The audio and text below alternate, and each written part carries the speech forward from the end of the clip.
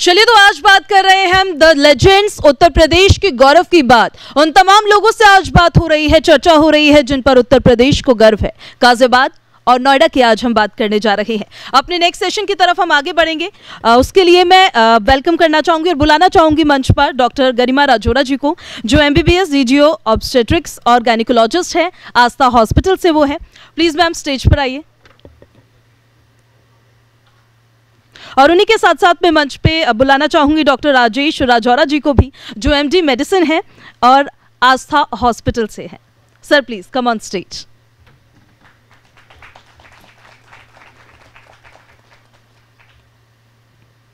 अपने क्षेत्र में तो आप अपना काम कर ही रहे हैं।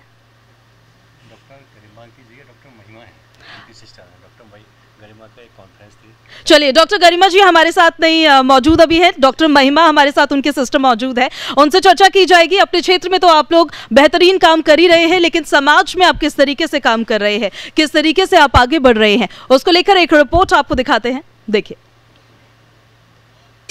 Doctor Rajesh Rajaura MBBS MD medicine और doctor Garima Rajaura gynaecologist. Doctor Rajesh Rajaura और उनकी पत्नी डॉक्टर गरिमा राजौरा भी उन चंद नामों में से एक हैं जिन्होंने अपनी पहचान न सिर्फ एक बेहतरीन डॉक्टर बल्कि लोगों का दर्द समझने वाले एक जिंदा दिल इंसान के रूप में भी कायम की है। MBBS और MD medicine doctor Rajaura diabetes, thyroid, tuberculosis specialist और हार्ट डिसाइसिस स्पेशलिस्ट हैं और उनकी पत्नी डॉक्टर गरिमा राजौरा ने भी MBBS DGO और गायनोलॉजिस्ट की जिम्मेदारी संभालते हुए हजारों पेशेंट को नया जीवन दिया है। कोविड के उस समय जब लोग अपनों से मिलने से भी कतराते थे, तब डॉक्टर राजौरा और उनकी पत्नी डॉक्टर गरिमा राजौरा ने अपना पूरा वक्त लोगों की जिंदगी को बचाने में लगा दिया। कोरोना काल में दिन रात एक करके ये डॉक्टर दंपति हमेशा फ्रंट लाइन पर खड़े रहे। हजारों लोगों की सेवा करते हुए खुद कोरोना की चपेट में आए, मगर कभी हार नहीं मानी। डॉक्टर राजौरा और उनकी पत्नी जैसे लोगों की कोशिशों का नतीजा है कि आज देश के हजारों लोग कोरोना से जीतकर चैन की सांस ले रहे हैं और डॉक्टर्स पर लोगों का विश्वास कायम है। और आप ही लोगों को ज्वाइन करने के लिए डॉक्टर शिशिर श्रीवास्तव जी का भी स्टेज पर मैं उनको बुलाना चाहूंगी। उनका स्वागत है। डॉक्टर शिशिर श्रीवास्तव जी जो फाउंडर है और CEO वैक्सीन बडी के और डायरेक्टर है शिव कृष्णा हॉस्पिटल के। Welcome sir. तो सर किस तरीके से काम कर रहे हैं, किस तरीके से समाज में अपना योगदान दे रहे हैं, उन पर भी एक रिपोर्ट है। एक रिपोर्ट देखिए, फिर सेशन की शुरुआत।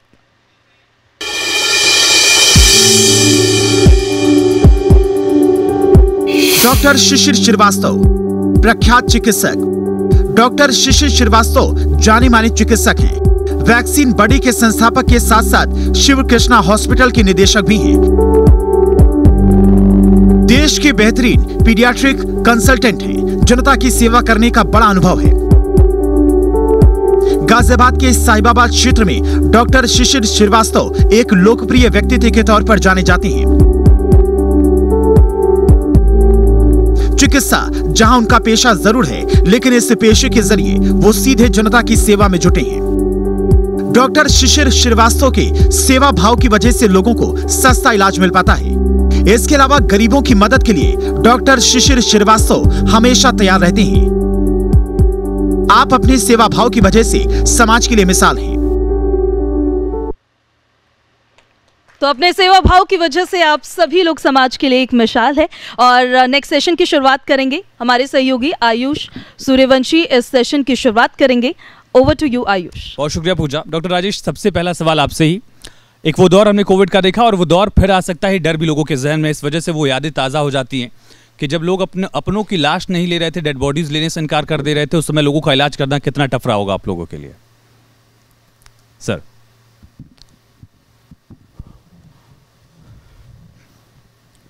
आप बिल्कुल सही कह रहे हैं।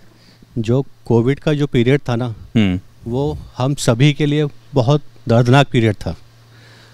कोविड में हमने अपने लोगों को बहुत लोगों को अपनों को खोया।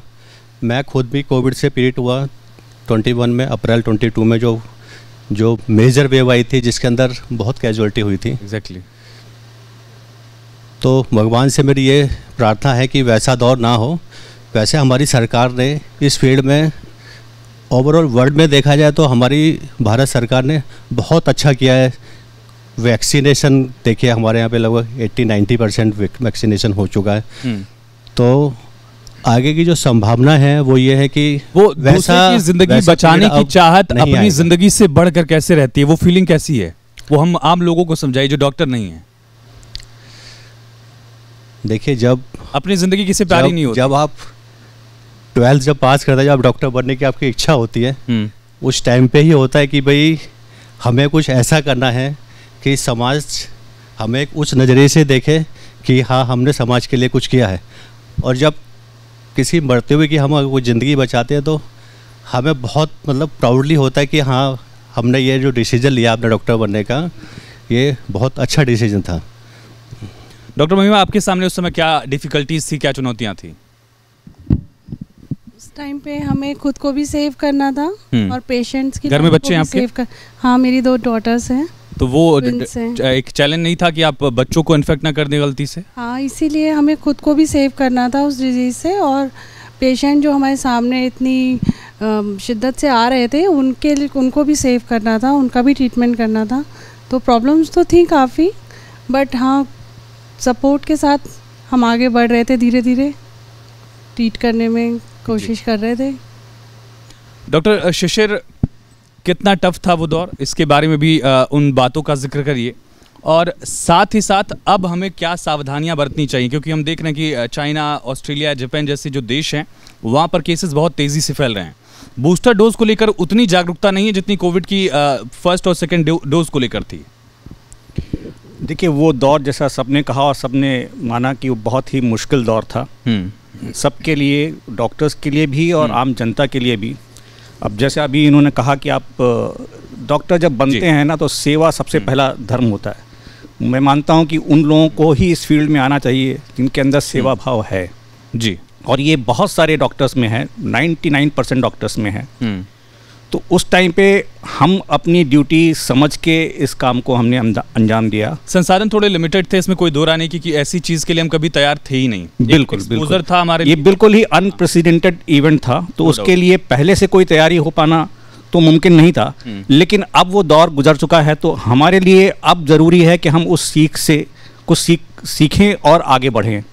तो जैसा अभी सर ने भी कहा कि वैक्सीनेशन की कवरेज हमारी बहुत ज़्यादा अच्छी रही, लेकिन उस दौर में भी एक बात अजीब हुई कि हमारी जो रूटीन वैक्सीनेशन है उनकी कवरेज काफ़ी डाउन हो गई। आज हम देख रहे हैं कि मैं इसी पर आने वाला था कि जो बाकी इम्यूनिटी प्रोग्राम्स हैं वो बहुत ज़्यादा हैम्पर हुए, और इसके साथ साथ जो मालन्यूट्रिशन को लेकर लगातार कोशिशें की जाती वो भी बहुत ज़्यादा गिर गया था, क्योंकि हमारा सारा ध्यान जो है वो कोविड पे रहा।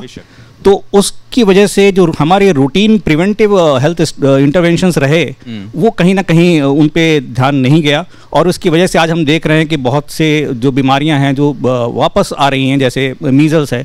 आपने देखा हो कि महाराष्ट्र में, बॉम्बे में कई जगह मीजल्स के आउटब्रेक्स हो रहे हैं। वो इस वजह से क्योंकि उस दौर में लोगों का ध्यान कोविड की तरफ रहा और अपनी उनकी प्राथमिकताएं नहीं रहीं, और शायद कहीं ना कहीं हमें अंदर ये कॉम्प्लिसेंसी आ गई कि शायद इनकी ज़रूरत ही नहीं है, खाली मेन ये है। तो आज हमें ज़रूरत है कि हम उन सब चीज़ों को देखें।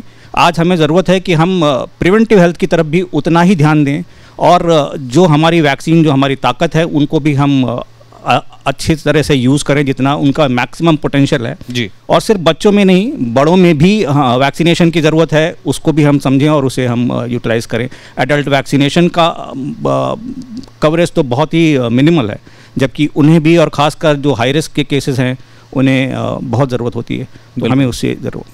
डॉक्टर राजेश, अब आने वाले वक्त में चुनौतियाँ किस तरह से देखते हैं? क्या बूस्टर डोज को लेकर और ज़्यादा जागरूकता की आवश्यकता है? नेज़ल वैक्सीन पर आपका क्या सोचना है? आने वाले समय में वैसे सभी लोग बहुत जागरूक हैं कोविड को लेके, कि उन लोगों ने ऐसा दौर देखा है पीछे कि अब सब लोग वैक्सीन के लिए बिल्कुल पॉजिटिव एटीट्यूड है। सब लोग बूस्टर डोज के लिए भी रेडी हैं, ले रहे हैं लोग, बहुत लोगों ने ले ली है, कुछ लोग रह रहे हैं तो वो ले लेंगे। और जैसा कि अभी न्यूज़ में आ रहा है कि China, Japan, Korea, in country में कोविड बढ़ रहे हैं केसेस, तो इससे भी लोगों में थोड़ा भय है, उससे भी लोग वैक्सीनेशन तो लेंगे ही, और लेना चाहिए, बिल्कुल। डॉक्टर शिशिर, बाकी वैक्सीन्स को लेकर उतनी अवेयरनेस क्यों नहीं है जितना कोविड को लेकर जो डर था, डर की वजह से अवेयरनेस कई बार होता है, हम सब समझते हैं। आपने बिल्कुल कहा कि हम मतलब जिसका खतरा हमने देख लिया है उससे हम डरते हैं। हाँ। हम उसी की तरफ बढ़ते हैं। बहुत सारी वैक्सीन की वजह से वैक्सीन की ऐसी ताकत रही कि कुछ बीमारियां बहुत ज़्यादा हमने कंट्रोल कर ली। कुछ बीमारी ऐसी थी जैसे कि स्मॉल पॉक्स, पूरी दुनिया से आज स्मॉल पॉक्स की बीमारी वैक्सीनेशन, हाँ पोलियो बिल्कुल इरेडिकेशन के एकदम करीब हैं हम, है ना। तो ये सारी बीमारियां ऐसी, तो बहुत सारी जनरेशन्स ऐसी आई जिन्होंने वो बीमारियों को देखा ही नहीं, उन्हें समझा ही नहीं, उसके खतरे को वो समझ नहीं पाए, तो उन्हें लगता है कि वो वैक्सीनेशन शायद अब ज़रूरी नहीं है। इस वजह से लोगों के अंदर में एक वैक्सीन हेजिटेंसी भी हुई और एक वैक्सीन कॉम्प्लेसेंसी भी हुई कि नहीं शायद इन्हें की ज़रूरत नहीं, क्योंकि उन्होंने उस बीमारी को नहीं देखा, उसके भयानक रूप को नहीं देखा। तो उस वजह से ये वैक्सीनेशन कवरेज चली गई। और कोविड के टाइम में और बाकी की चीज़ों में लोगों का ध्यान बाकी चीज़ों पे रहा, उनकी और ज़िंदगी की जो प्राथमिकताएं हैं उनकी तरफ रही। इस वजह से उन्होंने हेल्थ प्रिवेंशन पे ध्यान नहीं दिया और वो कवरेज धीरे धीरे कम होती रही। इस वजह से ये बीमारियां दोबारा आ रही हैं। तो हमें अब ज़रूरत है कि हम इस चीज़ को दोबारा समझें। और कहीं पे भी ये सच है कि चाइना में या और भी कहीं जगह कोविड के बहुत सारे केसेस आ रहे हैं, और हमारे लिए एक एडवांटेज है कि हमारी सरकार ने बहुत अच्छा कोविड वैक्सीनेशन का प्रोग्राम चलाया जी। और हमारी वैक्सीन बहुत इफ़ेक्टिव रही, और हमने कोई ऐसी जीरो कोविड वाली पॉलिसीज़ नहीं अडेप्ट करी। तो उस हिसाब से हम शायद चाइना से बेहतर कंडीशन में होंगे, लेकिन फिर भी ये ज़रूरी है कि हम अपनी प्रिवेंटिव चीज़ों को, हम अपने गार्ड्स को डाउन ना करें। डॉक्टर महिमा, कोविड फटीग को लेकर लगातार बहुत बात होती है और लॉन्ग कोविड को लेकर भी बातें होती हैं। कितनी आज के वक्त में समसामयिक है, कितना असरदार ये दोनों फैक्टर्स रहते हैं? दोनों ही फैक्टर बहुत ही असरदार हैं जी, यानी कि दोनों का असर देखा जा सकता है। डॉक्टर राजेश, इस पर आपको जोड़ना चाहेंगे? पोस्ट कोविड कॉम्प्लिकेशन बहुत सारे पेशेंट में देखने को मिलते हैं आजकल। कुछ चीज़ें अभी जैसे जैसे टाइम निकल रहा है वैसे लोगों को बड़ा डर लगता है कि कोई डांस करते करते वक्त अचानक से गिरता है, बेहोश होता है, फिर डेथ हो जाती है। कोई जिम जा रहा है, डरता है, डेथ हो जाती है। ये आखिर इसके पीछे रीज़न क्या है और कैसे बचा जाए इससे? लोग अब जिम जाने से खतराने लगे इस वजह से। देखिए, वही उसी बात पे मैं कह रहा था कि जो पोस्ट कोविड जो कॉम्प्लिकेशन है, जैसे कार्डियक है, कार्डियोमायोपैथी लोगों को आ रही है निकल के, कुछ केस में पोस्ट कोविड हो रहा है, ILD हो रहा है, इंटरनेशनल लंग डिजीज़ बहुत लोगों को ही है कि सांस के पेशेंट उसमें पड़े हैं। जो पहले से कुछ COPD के पेशेंट होते हैं उनमें ज़्यादा दिक्कतें हो रही हैं, वो ज़्यादा कंप्लेंट के सामने प्रेजेंट कर रहे हैं।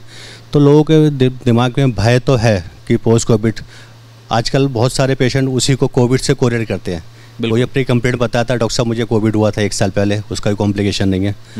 अभी बहुत हम ऐसी स्थिति में नहीं है कि उसको बिल्कुल हम लोग सही कह पाए नहीं वही है, मगर हाँ बहुत सारे कॉम्प्लिकेशन, पोस्ट कोविड कॉम्प्लिकेशन आ रहे हैं निकल के, जैसे जैसे टाइम निकल रहा है वैसे। डॉक्टर शिशिर, हमें से कई लोग भी ये चीज़ फॉलो करते हैं। कई बार हमें कुछ हल्की फुल्की दिक्कतें होती हैं, हम खुद इलाज कर लेते हैं, हम गए मेडिकल स्टोर से दवा लेके चले आए। क्या ये थोड़ी दिक्कत वाली बात रहती है? ये थोड़ी नहीं, बहुत दिक्कत वाली बात हो सकती है कि अगर आप, ये अच्छी बात है कि आप बीमारी के बारे में जागरूक रहें, हाँ, लेकिन खुद इलाज करना, शायद अगर आपको उसकी मेडिकल नॉलेज नहीं है तो उससे होता क्या है कि आप डॉक्टर तक पहुंचने में देर कर देते हैं, क्योंकि हमें एक झूठा अपने ऊपर विश्वास हो जाता है कि नहीं जी हमने तो कर लिया है, लेकिन उसमें अंदर अंदर कॉम्प्लिकेशंस के चांसेस रहते हैं।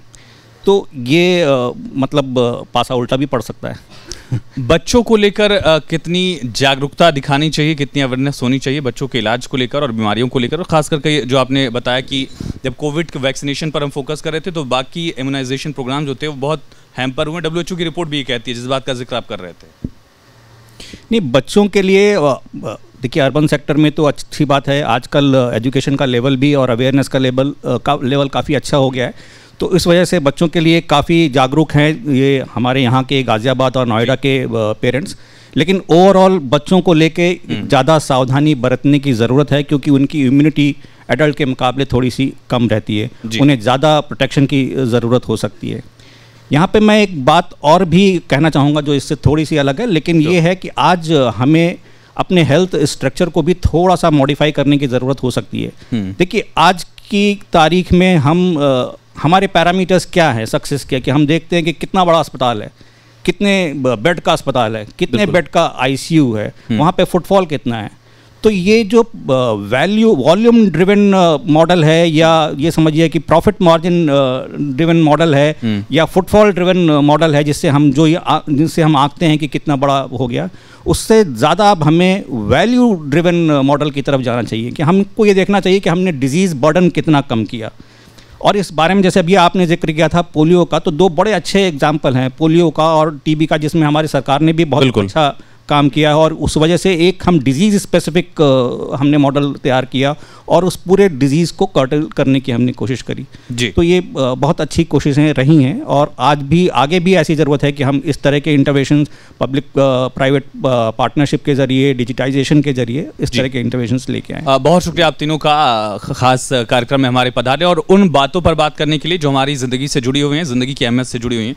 बहुत शुक्रिया। और साथ ही मैं गुजारिश करूँगा न्यूज़ स्टेट उत्तर प्रदेश उत्तराखंड के एडिटर अजय सर से कि सर आप प्लीज़ स्टेज पर आएं और हमारे तीनों खास मेहमानों को सम्मानित करें, स्वागत करें उनका। सर तो जोरदार तालियां प्लीज़ एक बार हमारे खास मेहमानों के लिए।